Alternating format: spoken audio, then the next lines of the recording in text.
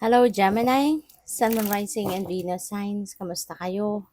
Sana po ay nasa mabuti kayong kalagayan. Welcome back po sa Star Tarot. At kung bago kayo dito, welcome din po kayo. Please subscribe, like, share my videos, and leave me a comment kung nakaresonate po kayo. Thank you. So, first card ni Gemini, we have the Sun. Sabi dito, open your heart to the enormous growth ahead. Kasi meron ditong pagkakataon kayo, no? For you to grow, for you to expand, yung ganon. Kaya, take advantage of this opportunity, you know, na meron ng pagkakataon kayo para umasenso, mag-progress, mag-prosper, okay? So, we also have birth. Universal energy brings you opportunity and possibility.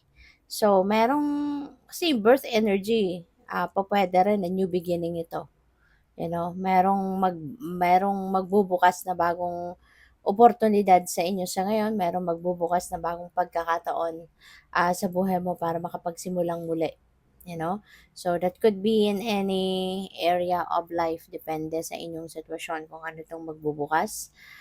Pwede rin na ang iba sa inyo rito is giving birth. No? Baka kayo ay manganganak.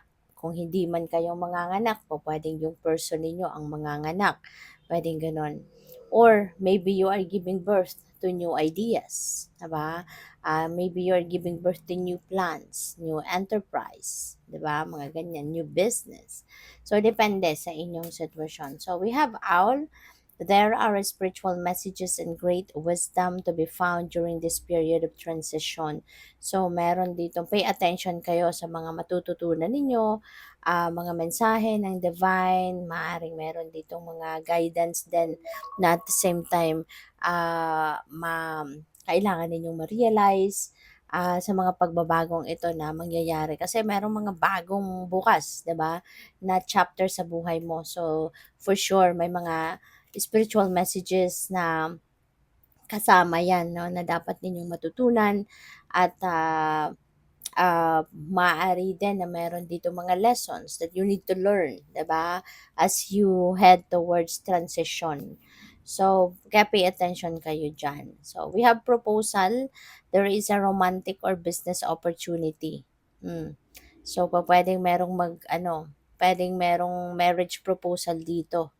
'Di ba? Or pupuwedeng proposal ito 'no, if gusto mo maging boyfriend ang isang tao or girlfriend ng isang tao, yung ganyan.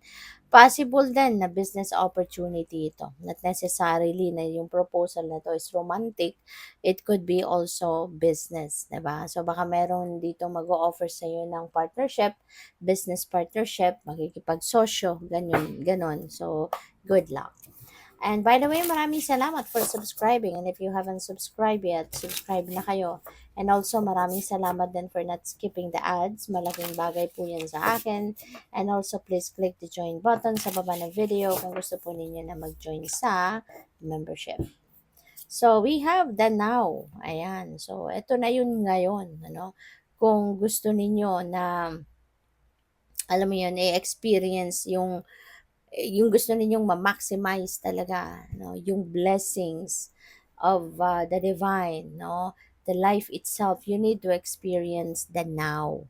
Kasi yung mga bagay na nag-unfold sa buhay mo sa ngayon, yun ang mas mahalaga.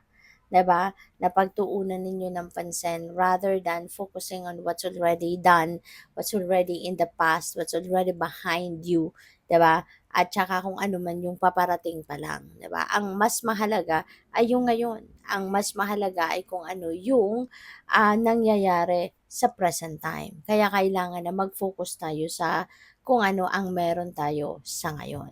Okay? So, ito yung paalala sa inyo. Kasi baka ang iba sa inyo, focused kayo doon sa future or sa past. Diba? At maaaring no-overlook niyo na kung anong mga nangyayari sa ngayon. Which is, yung now is the most powerful period sa buhay natin. Hindi ba? Kasi yung ngayon, marami tayong magagawa sa ngayon. Diba? Marami tayong pwedeng gawing adjustments. Maraming pwede tayong gawing um, changes, 'di ba? Pero yung nakaraan na wala na tayong control over that. Yung future din naman, we don't even know yet kung ano talagang paparating. So we have a raw intention. Ayan. So maybe you need to ano ngayon to think about what your intentions are. Kasi kung meron din naman kayong yung parang ito yung goal na isi-set ninyo. If you are going to set new goals, 'di ba, sa buhay ninyo, ito yung magpupush sa inyo na magsipag, magtiyaga, mag-persevere, 'di ba? Kasi kung wala tayong goal, wala tayong isi-set na intention na gusto nating ma-achieve at a certain period of time, parang wala lang. So come what may lang ang ano natin, kung ano lang dumating, then okay. Pero yung meron tayong sine-set na intentions na gusto nating makuha, gusto nating ma-achieve, ito yung magpu-push sa atin, 'di ba? Magbibigay sa atin ng extra push na yun nga, magsipag, magtiyaga at magsikap, hindi ba? So, what else? We have fear serenity. Ayan. So, maaari din ang iba sa inyo dito. Maybe you need to do some kind of reflection and introspection. Baka kailangan mo din ngayon na magpahinga. Kailangan mo din ngayon na parang i-experience mo na yung serenity, yung, yung tranquility. 'Di ba? Lalong-lalo na, no, na dito sa may proposal, ito kailangan ninyong pagdesisyonan, 'di ba? Kailangan pag-isipan mabuti kasi we can't just or you can't just jump into a commitment dito whether it is in business or romantic na hindi pinag-isipan mabuti, 'di ba? Kasi ito yung mga klaseng desisyon na kapag kapag napagdesisyonan mo na hindi tapos maya-maya nagbago isip mo, basta na lang pwedeng bawiin, 'di ba? Parang parang ano 'yun, hindi professional or hindi matured, 'di ba, ang ipo-project ninyong klaseng pagkatao kapagka ganyan. Kaya mas maganda na before you make any decision regarding those things, kailangan pag-isipan mabuti. Kaya maaaring kailangan ninyo talaga na kailangan ninyo ng tranquility. Kailangan muna ninyo na mapag-isa para na mas makapag-isip kayo at makapag-desisyon ng mabuti, maayos. Cozy up with risk. Some of you dito Gemini, you may need to take risk. And maaaring related yan dito sa business opportunity na yan, hindi ba? Maaari na yung opportunity na to, yung business opportunity na to could be something na po pwede mong pwede kang sumugal dito, pwede kang makipagsapalaran, 'di ba? Pwede kang sumubok, no, na kumbaga pasukin ang business world, no, because this could be your first time na magnenegosyo, 'di ba? So, pupuwedeng gano'n ang ganap. So, good luck. Thank you for watching. Love and light. Namaste.